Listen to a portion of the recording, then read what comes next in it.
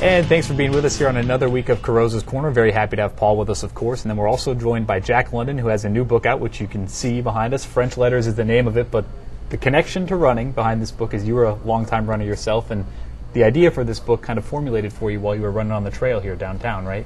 I would say that the chapter outlines, the revisions, the edits, the stories all changed as I ran.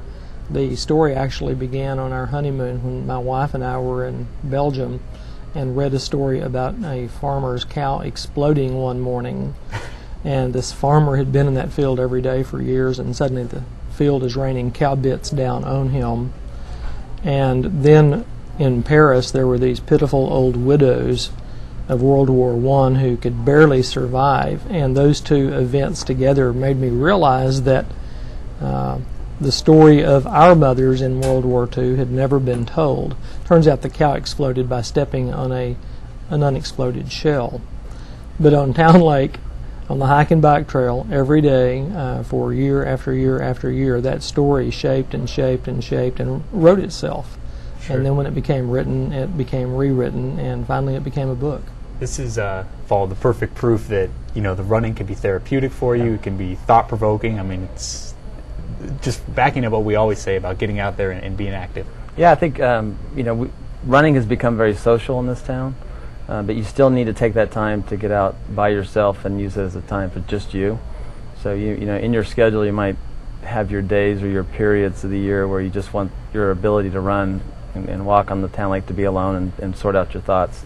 And so I know you see a ton of people running in groups now, but you do see people running out and sorting things out themselves. And when Jack was telling me about his book, and he tied it immediately to Town Lake and his running, and I know everybody I know we have that same impact. We hear that story over and over. So the people that actually get down to Town Lake and get moving, and you don't have to start running, but you have to start moving, and eventually your personality will drive your running.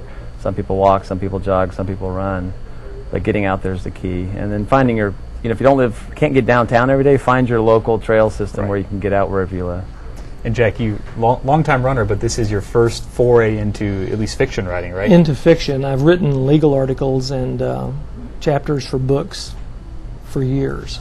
But for years I kept saying, it's time to do this, put up or shut up. And that's how I was able to bring myself to say, I'm going to carve that time out for me and me alone every day, where I will lose myself in my head in that story, and I will do it. And it turns out you're pretty good at it, right? I mean, you said that it's nominated for an award, right? It is a finalist for the Best Novel of the South this year in honor of Willie Morris. Willie Morris was the editor of the Daily Texan, then the editor of the Texas Observer, then the editor of Harper's, and he ultimately became one of John Grisham's mentors. Oh, wow. And there is an award by a foundation in New York in honor of him, and they selected this book as a finalist. And is the book available around town? I mean, it is. Paul and I were together Saturday at Barnes & Noble. The store manager there hosted a get-together that put the book actually on the bestseller list in Austin. It was launched at Book People. Certainly any of the stores here in town and most of the stores throughout the state have it on the shelf. Thank goodness. Yeah, very exciting. We're going to switch gears completely quickly, Paul, but 4th of July, we've got the perfect race to start your holiday, right? Yeah, we've got the Freedom 5000, which is at the Austin State School at 35th Street in Mopac. And in our attempt to keep mobility in Austin, we're finding courses that don't impact the community. And this is a great one, and it's a 2 loops course. And if you haven't been on the State School campus, it's beautiful.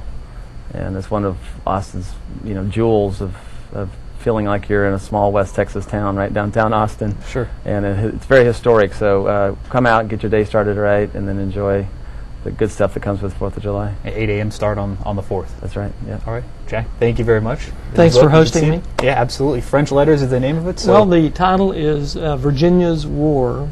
French Letters is a naughty pun from World War II that referred to things that were issued to soldiers so they wouldn't get diseases. And Virginia is the name of the heroine of the book, who probably should have used one of those but didn't. It's a good read. Now you know the rest of the story. All right.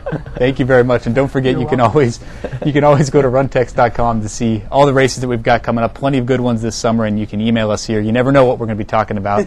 It's run@news8austin.com.